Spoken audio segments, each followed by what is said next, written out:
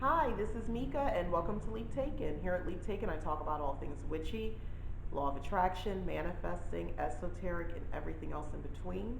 And today, I wanted to just talk a little bit about something um, about family lineage as far as witchcraft is concerned. So, in my family, I don't want to say constantly, I was told many years ago by someone who is psychic who let me know that she did a reading for me, and she let me know that I come from a long line of witches. Okay, just putting it out there. She let me know that, and because of the information that I know firsthand from experiences of family members, I believe it. I believe it's true. They exhibit behaviors that are witch like witchy. Of course, she did tell me. Of course, you know, maybe they were not called that. You know, they wouldn't have referred to themselves necessarily as witch. Um, that is, not necessarily because this would have been. She never did say which ancestry line exactly.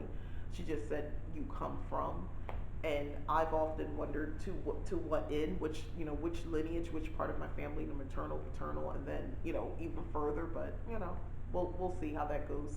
I'll probably eventually find out through my ancestors. I think they've been showing me things, so I have a pretty good idea of the answer to that. But she let the psychic that I dealt with let me know what my situation was, and basically, um, I, we're magical people, and it all makes sense to me, um, because, like I said, what I've experienced and what I've seen and what I've been told, growing up with family. Um, what is interesting about all that is when you are the only one who calls himself a witch, and everyone else doesn't. So that's when it gets interesting because when you see the things they're doing is downright witchcraft, you know. But you're not allowed to call it that. I can get past that. I don't have to label everything. But when you try to not even explain but explore the the things they're doing a little bit more, um, they'll give a little bit because we're family, so we're talking. But when you they don't want to see it that there's a connection to the very thing you're doing. Because I'm talking about my family who knows that I practice witchcraft, so they don't see they for some reason they're blinded by that connection that we have on that level. They just see it as a gift from their God. So, which is fine. I don't think there's a problem with seeing it as a gift from a God. I believe we all have gifts from our Creator, right? So that's fair. Uh, but it's all the other dogma stuff attached to it that kind of makes it difficult to connect further, um, beyond just a gift from God. That it's hard to use that because I'm like, wow, we could do things together because you have this skill, this ability. Do you know what would happen if we combine? Can we say coven? Anyway, it would be great. I would love to be able to do that. Unfortunately, I don't think that's going to be happening anytime soon. Um, I don't see that happening. It would be great though. It would be glorious to have that experience and see what happens if we put all that um, energy together that we all bring. And this is something I've been thinking about. Like I said, I don't see this ever happening, but I would love for it to happen. And I'm just curious if other people within your family, is this a thing, where maybe you've been told, or maybe you just instinctively know that you come from a certain line of wise women, cunning women, or whatever we want to call them, witches, we insert term. But we know what we're talking about, right? So, do you come from a line of those women or people? Because it don't have to all be women. Um, and on top of that, I'm just reminded, of course, because of this topic, it made me remember um, a not a story. Well, I want to tell a story. A time where a family member was coming to me who had passed over some years before, and she had been coming to me, and she wanted me to help another family member. and it was a young man. At the time, he was a young man, and she wanted me to help him because uh, I was basically just getting warnings. You know, she was warning me that he's going down the wrong path. You got to save him. And I don't think it was anything special about me that this family member, deceased family member, reached out to me per se. I think she was trying to reach out to directly to the one she wanted, but I don't think he was receptive.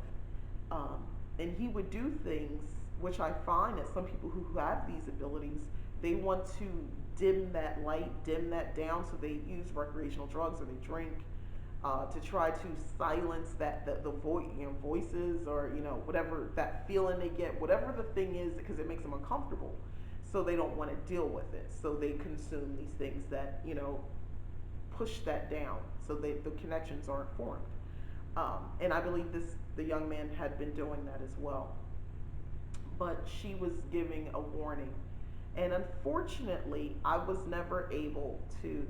I did talk to the young man family member as best as I could without sounding, like a crazy person, which is always difficult. If you do this type of life, and you're fortunate enough to have a connection with spirit, with your ancestors or deceased relatives specifically, and they come to you, whether it's in dreams, because she was coming to me in dreams, she was coming to me in my waking hours, a scent, messages follow right after a scent, a sign or something. Like I would smell, there was a smell I associated with this particular one. It was a pleasant, sweet smell, and I used to tease her about it. And once she passed over, yeah, I smelled that smell, and I knew it was her, or a song that only she played all the time, that is nowhere near in radio rotation today, would come on, and the smell would come, and then okay, bam, she's making contact. So now I'm like, what now? And either it was an image pop in my head, it was like, somebody pops an image or a word or something in my head, and that's how I would know what the message was as best as she could communicate. But it was more. She was more specific in my dream state. She could talk. I could communicate that way. But I was able to talk to the young man, like I said, and give as much warning as I could find a way to explain. Um, Again, without sounding crazy. In hindsight, I wish I just would have sounded crazy. And this is many years ago, guys. This person's an adult now. They're living their life as a full adult man, not a young man anymore. I wish I had just sounded crazy. I would have felt better. Now, because they did take a turn. Life took a turn for them because of the decisions they were making, and it was probably harder than it needed to be. And I don't blame myself for them taking those directions, but you can't make anybody do anything, and I don't know ultimately if they would have, but the passed on relative thought maybe I could maybe make a difference, and they were trying to instruct me so. And I, it's something, honestly, I regret. I don't really have many regrets in my life. I regret that. I think I could have did something to make it, I don't know, just maybe if I just had been more direct. And I was very much in a broom closet at that time. I wouldn't have told anybody anything. I didn't want anybody to think I sounded crazy. But, for those reasons, I didn't say anything. But it would have been great if I had, um, I guess, a family who was willing to accept the term witch, accept the wise woman, cunning woman. If they was to kind of walk into that role, and maybe we could have collectively did something about that situation, and maybe have helped that particular young man relative, so that they didn't have to suffer so much, because for you, they went through some things, and to me, the consequences of that is still being felt today for them, from what I can see. Years later, I had a chance again. She came back to me, and she wanted me to reach out again. This time, she put me in, and it's hard to explain. I felt like I did reach out to him, um, on an astral plane, but I've never been able to confirm with the that relative if they ever experienced it, and I don't know if I'll ever get any feedback or whatever. I don't know because I don't talk to them very much, so it would be out of completely left field if I called and asked that question from something that happened many years ago. Would they even remember? I had an opportunity to ask and I attempted to, but they avoided me, which I found interesting because I don't have a lot of connection with this person all the time. We don't. I live in a different state. You know, I had been living someplace else, so it was very strange that I felt like they were avoiding me every time I tried to talk to them. At that stage, they just didn't want to talk to me. So I felt like maybe they did know something because they kind of. It felt like they really did was avoiding me. And when I finally got a chance to talk to them, they had to go. They were all rushed off the phone. So um, yeah, and I have my questions about that if they knew. And again, I feel like there's a lot of people who have this in their family, who have this.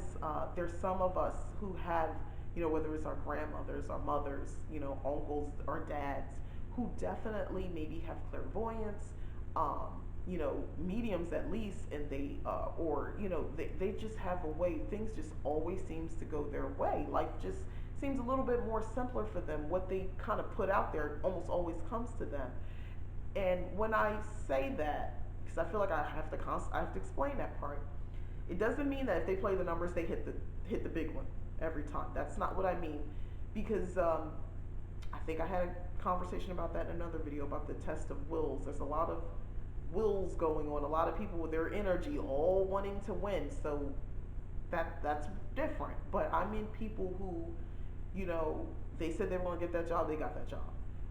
You know, they said they were gonna get that guy or that girl. They always get that guy and that girl. Like it just seems to everything just seems a little bit more simpler for them when they vocalize they want something. They usually get it. You know, I think we all might know somebody. It just like how is life?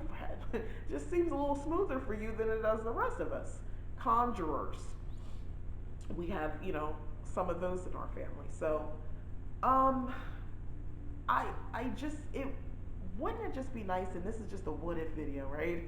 Wouldn't it be nice if we could really, in this day and age, kind of just converse as family and just have that part just out in the open? And it's really sad sometimes that when I think about that's just not a thing. I try to create that in my household with my children, um, even if they don't, you know, light a candle and light an incense and do all that, do what I do. They are aware. It's everyday talk. When mom, you know, mommy is talking to me, mommy is talking about, you know, feeling the energy of the moon, excuse me, or whatever witchy thing I'm talking about. They are understanding. They're not put off by it. They're not freaked out by it. Same thing in front of my husband. It's just whatever. That's what I created in my household. But unfortunately, extended family, that's not something I have, and you know why. It's not even. I'd rather go with someone who just says, "Oh, I don't believe in that. That's fake." I'd rather that than the other reality, which is,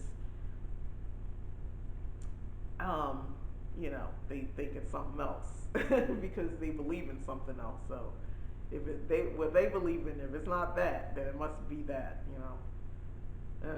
You have some of those, or you just have some who think I'm the delusional one, and I really just have gifts from the Christian God. But anyway, I digress. It would be nice. So I think that's why there's so many people in my closed groups that I belong in, like definitely on Facebook for sure, and some of the people I follow on Instagram, where it's like we've created, especially Facebook and the closed groups, these little communities where people talk about real life stuff, and it's after a while you have some of the same people who comment and converse with each other, and you develop a little bit of family, your friends with a little bit of family, your witchy family. And I tell you, I feel like right now, and I'm going through something. I've talked about this a little bit before, but I really feel like right now, yeah, I'm in need of a witchy family. I think I'm in need of a witchy family because I'm not going through a crisis or anything bad where I need to draw on others' energy, but more like I feel really good and really stable and grounded. And now that not now, I was before, but because I'm in that state, now's the time where I can kind of relax and I kind of, you want like minds around you and you want reciprocated energy. It's not about me needing something, it's more about me wanting to give as well. Um, I want that situation.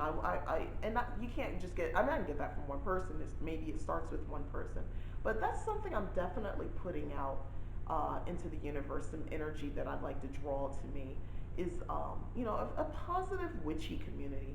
And I'm comfortable if it's a virtual one. I'm definitely comfortable, and I think I'm gaining ground. Like I said, I belong to some groups, and I see the closeness.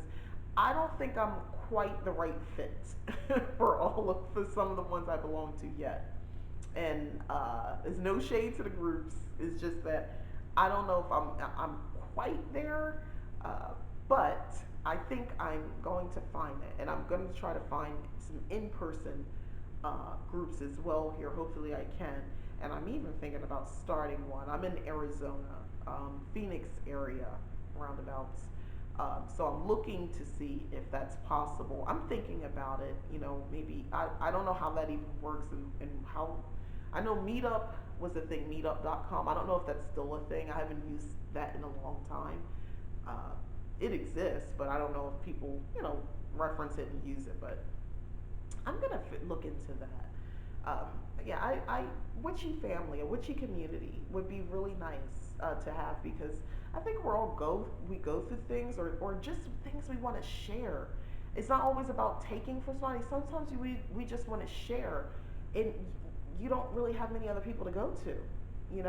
I have people I can talk to gratefully, but I don't have other witches. Many, well, they are witches. They just don't want to admit it. But people who are out of the broom closet in my everyday life, no, I don't really have that going on. So I think I need that. I think that would be good for me.